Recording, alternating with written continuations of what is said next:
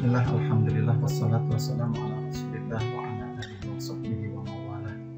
Teman-teman sekalian, pada pertemuan kali ini kita akan berbicara seputar taharah, atau dengan kata lain berbicara tentang bersuci. Namun sebelumnya, tujuan pembelajaran yang kita laksanakan pada kali ini diharapkan nanti setelah mempelajari bagian pertama di taharah ini, Anda sekalian mampu membacakan dalil nakli tentang taharah, yang kedua mampu menjelaskan pengertian seputar taharah, yang ketiga mampu menyebutkan dan mengidentifikasi macam-macam najis dan hadas, kemudian yang keempat mampu untuk menjelaskan dan mempraktekkan cara membersihkan najis dan hadas. Untuk yang pertama, apa yang menjadi sandaran hukum atau disebut dengan dalil nakli? Dalil nakli itu adalah sumber hukum yang berasal dari Al-Quran atau Al-Hadis. Yang menjadi landasan hukum dari taharah ini termaktub dalam Quran Surah Al-Baqarah ayat 222. Namun dalam hal ini saya beri garis bawah, yang paling prioritas atau penekanannya di ayat ini saya bacakan, A'udzubillahi minasyaitonirrajim, Innallaha yuhibbut tawwabin wa yuhibbul mutatahhirin. Yang artinya, sesungguhnya Allah sangat menyukai orang-orang yang bertaubat dan menyukai orang-orang yang mensucikan diri. Ada pula dalam hadis lain atau dalam hadis Nabi dinyatakan dengan pernyataan at-tahuru syatrul iman. Hal itu disampaikan dalam riwayat Imam Muslim yang menjelaskan tentang bahwa taharah itu adalah sebagian daripada iman. Itulah yang menjadi landasan hukum daripada taharah. Kemudian apa itu taharah sendiri? Yang dimaksud dengan taharah adalah bersuci dari najis dan bersuci dari hadas. Apa itu najis dan apa itu hadas? Najis itu sendiri mengandung arti kotoran yang menjadi sebab terhalangnya seseorang untuk beribadah kepada Allah Subhanahu wa Ta'ala. Sedangkan hadas itu sendiri artinya keadaan tidak suci pada diri seorang muslim yang menyebabkan ia tidak boleh sholat, tidak boleh tawaf, ataupun melakukan aktivitas lainnya. Kemudian para ulama membagi taharah itu ada yang disebut dengan taharah hakiki. Yang disebut dengan taharah hakiki adalah taharah dari najis. Sedangkan yang kedua ada yang disebut dengan taharah hukmi. Yang disebut dengan taharah hukmi itu adalah taharah atau bersuci dari hadas. Sedangkan najis itu sendiri ada yang dinamakan dengan najis mughaladah, ada yang dinamakan dengan najis mutawassithah, dan ada juga yang dinamakan dengan najis mukhaffafah.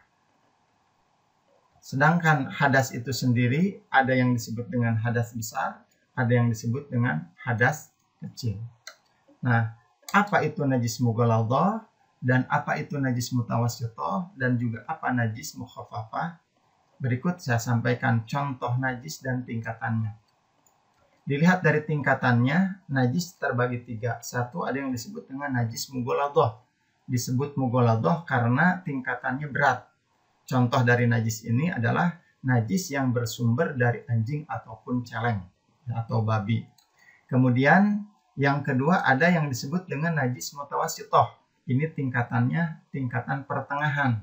Contoh najis jenis ini adalah seperti darah, nanah, air seni, tinja, baik itu tinja manusia ataupun tinja binatang, kemudian bangkai binatang, dan lain sebagainya, masih banyak lagi.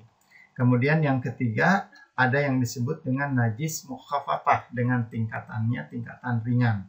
Contohnya, air seni bayi laki-laki yang belum berumur 2 tahun dan belum makan apapun kecuali ASI atau air susu ibu.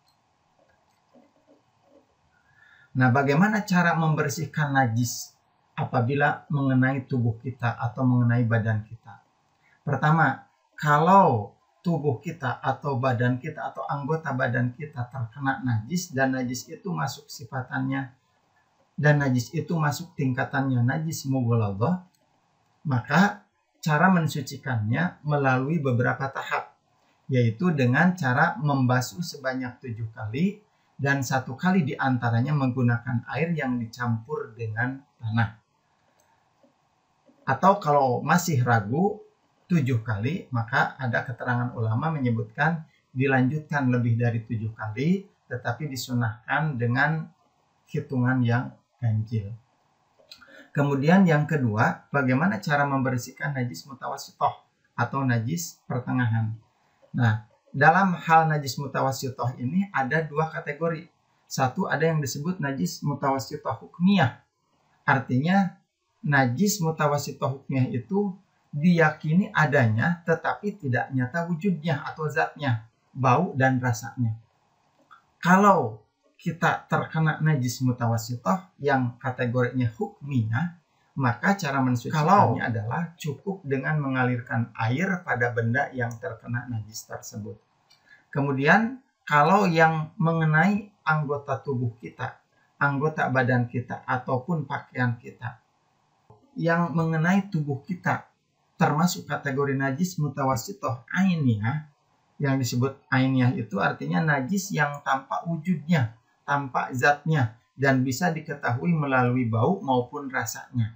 Nah, cara mensucikannya kalau najis mutawassithah itu bentuknya yang ainiyah, jelas kelihatan wujudnya, maka cara mensucikannya adalah dengan menghilangkan zat, rasa, warna, dan baunya dengan menggunakan air yang suci dan juga mensucikan. Bagaimana dengan hadas? Kalau tadi kita sudah bahas seputar tentang najis, nah bagaimana sekarang tentang hadas? Hadas dibagi menjadi dua bagian. Pertama ada yang kategori hadas kecil, yang kedua ada yang disebut dengan hadas besar. Salah satu penyebab disebut dengan hadas kecil diantaranya keluar sesuatu dari kubul dan dubur.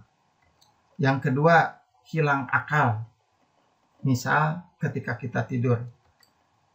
Yang ketiga, bersentuhan kulit antara laki-laki dan perempuan yang bukan muhrim dan sudah baligh. Kemudian, yang keempat, menyentuh kubul dan dubur dengan telapak tangan. Bagaimana disebut hadas besar? Nah, hadas besar ini disebabkan beberapa faktor. Salah satu diantaranya, satu, penyebab dari hadas besar adalah satu, berhubungan suami istri. Yang kedua, keluar mani. Kemudian yang ketiga, bagi wanita itu ada atau datangnya haid atau menstruasi. Kemudian yang keempat, bagi wanita pula karena faktor melahirkan. Kemudian yang kelima, karena faktor nifas atau darah yang keluar setelah melahirkan. Dan yang terakhir atau yang keenam, disebabkan karena meninggal dunia.